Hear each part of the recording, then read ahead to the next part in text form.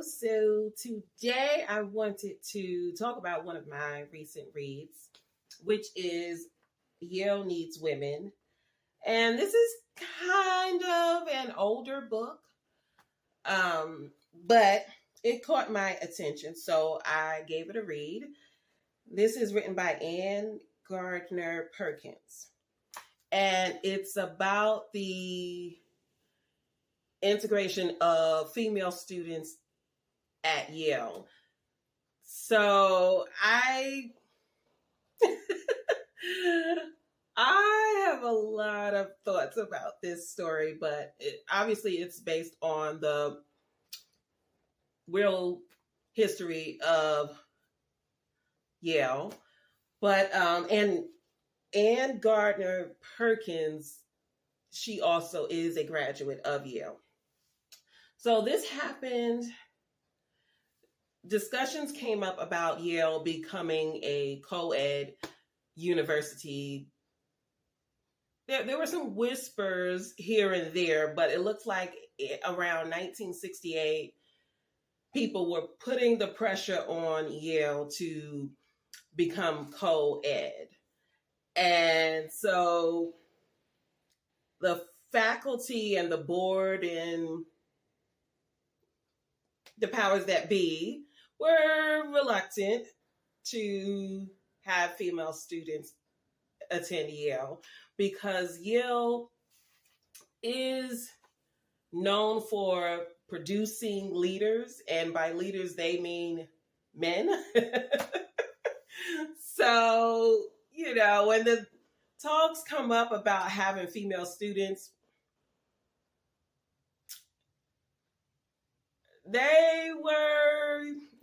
Yale was not interested, and they kind of would give the politically correct and polite answer to try to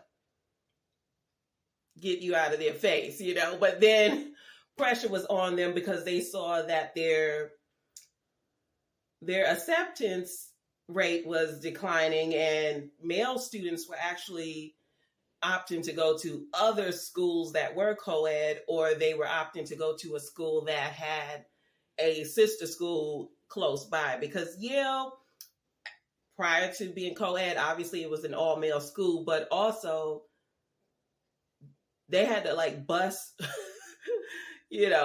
women's schools, colleges, universities, they would have to bus those students in to have, for the male students at Yale to have some female interaction, So eventually, male students started choosing other schools, and then that is what really opened their eyes to their stubborn ways and saying, this, we probably need to go in the direction of where society is heading. So, because in the 60s, a lot was happening. Now, this was around 68, 69. So a lot was happening, but in the very close history, women were still, for the most part, seen in a domestic way. Women were in the household. Women weren't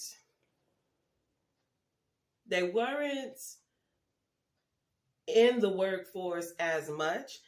And those who were in the workforce, they weren't being paid equal to men for the same jobs, and they probably weren't even getting those opportunities anyway. If it was like management, from what my reading has told me, women were kept in certain industries at that time and rarely stepped out of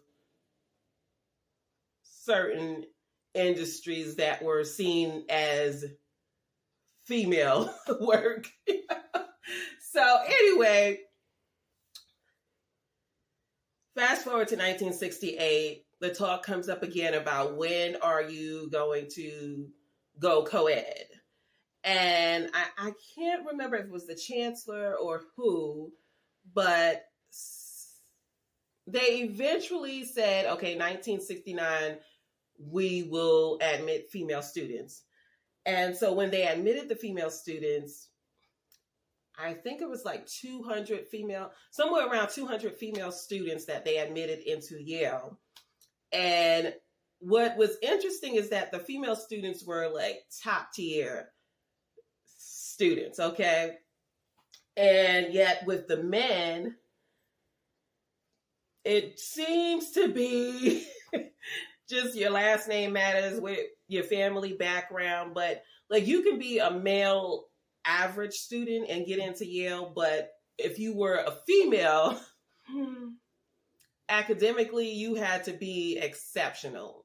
And then they were also looking for female students who they considered to be worldly or have the right kind of family background that would have them cope better with a male-dominated environment. So when you read the further chapters, in the beginning chapters, it's setting you up to show what Yale was like prior to the female students coming onto the campus and being admitted. And then when you get to the later chapters, it feels like to me, Yale, when they were looking for female students, they were looking for the kind of females who, in my opinion, the kind that were conditioned, they basically were creating an environment that produced silent victims. That's just how it came across to me. Okay, so let me say this. The first year that they enrolled females, they enrolled somewhere around 200 females, but they did not decrease their male enrollment to accommodate for the female students, nor did they make any changes as far as structurally, like to their building or anything. They didn't add no extra premise, like building for the female students. They kept everything the same, and they just kind of thrust these female students into this male-dominated environment, and they took no considerations, in my opinion. It was quite astounding to see and read what was there for waiting for the female students. So first of all, they did not have a gynecological department. And yet they had 200 female students who were leaving home to live on the premises, and they didn't offer those services. And then Anne Gardiner, she pointed out how I forgot what kind of office it was.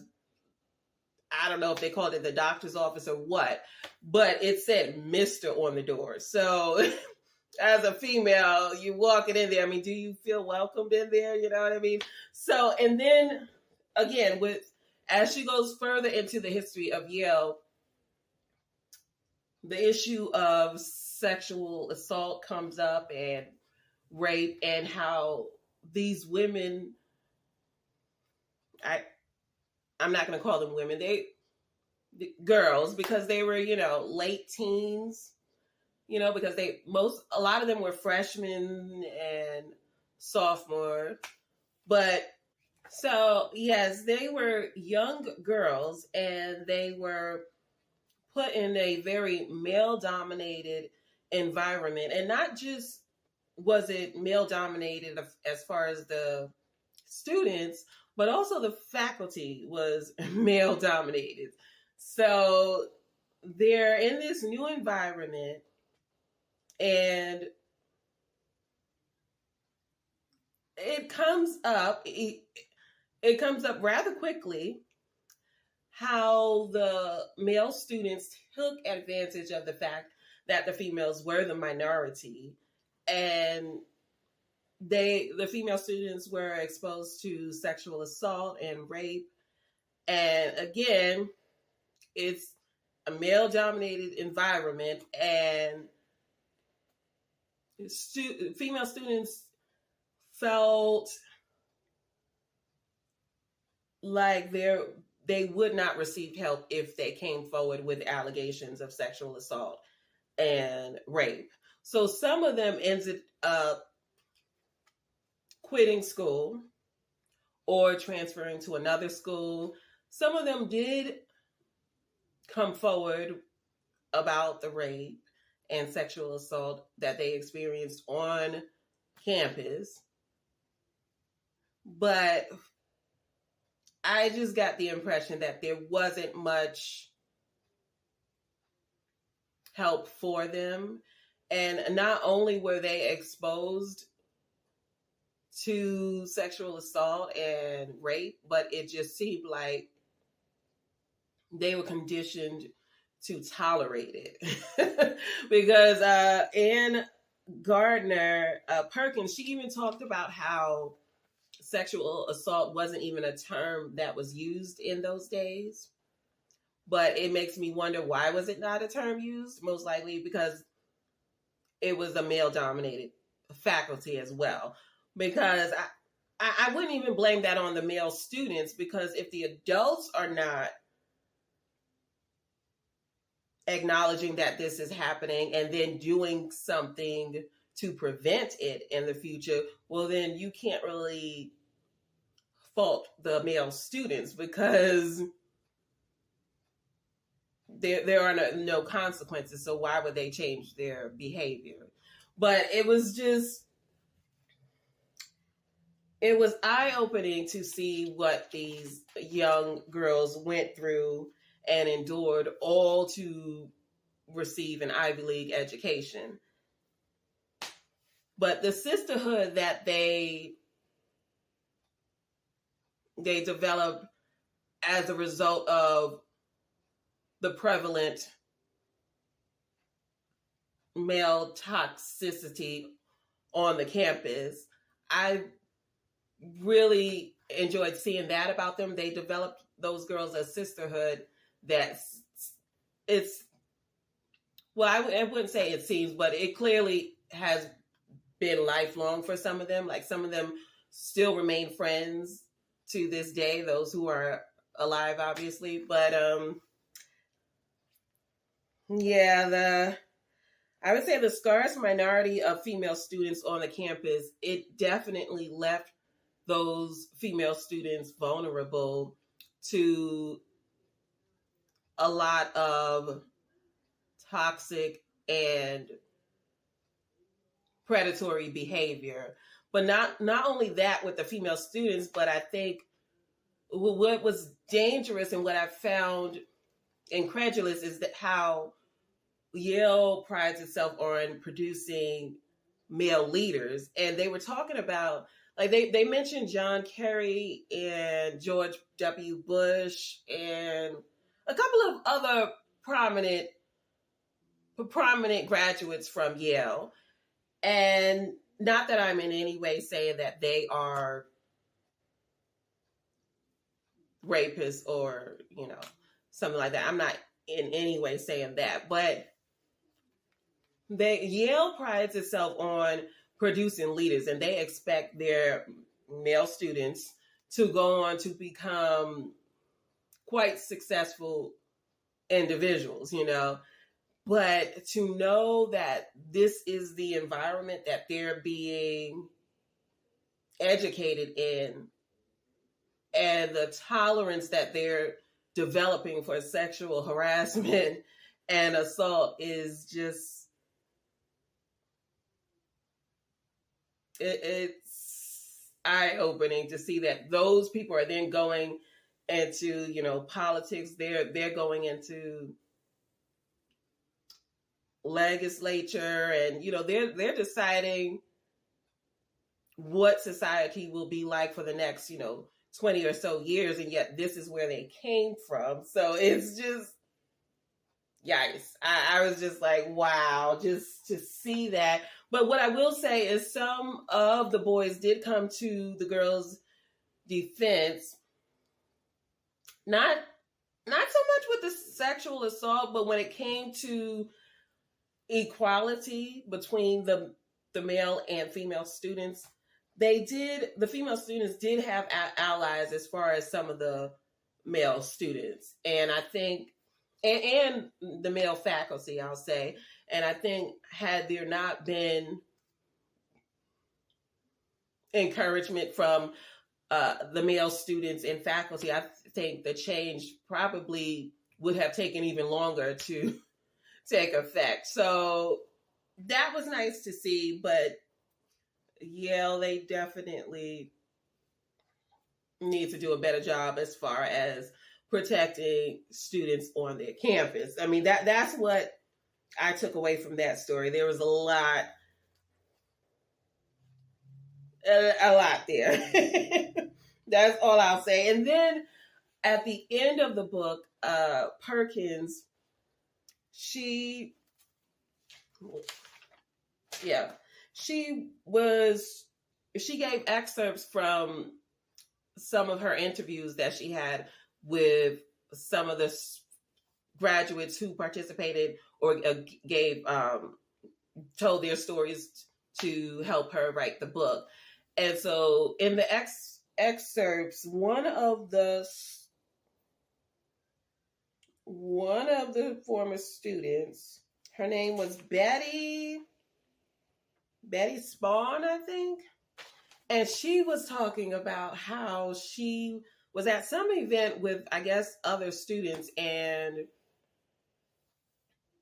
they were talking to the governor of Illinois. Now, I was trying to look up who he was.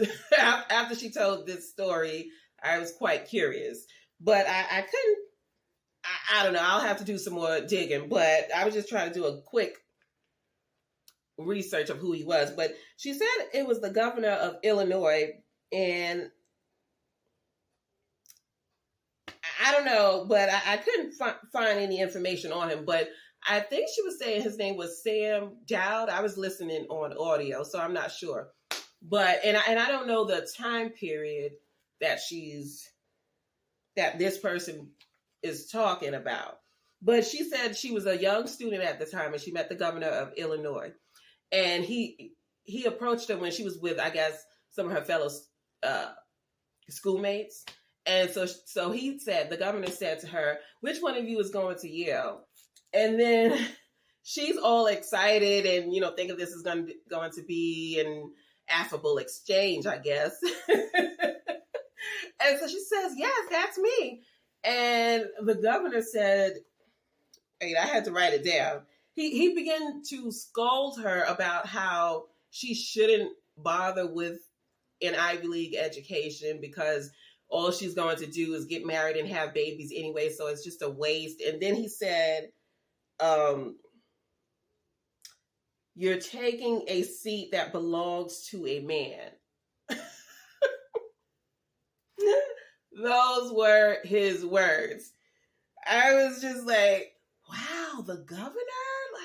But that just shows you what the difference in those times for someone to be so blatant in their sexist and misogynistic views. So, because I think people still have those views today. They're just not as vocal because it's not appealing in social settings for the most part. But I was just floored by that. To say something like that to such a young and just impressionable student, she's meeting a governor. Like, how often someone at that age, I imagine she had to be like 17, 18 or something, for you to meet the governor and then they're that grotesque. I mean, I don't know. I mean, wow. I just couldn't believe that. But anyway, I think it's a great read. You should pick it up if you're interested in hearing about how Coed came to be at Yale. This is a great read. So, yeah, those are my thoughts. And that's all. I'm going to get out of here. Thank you for listening. I hope you're enjoying it. And I'll catch you in the next one. Bye.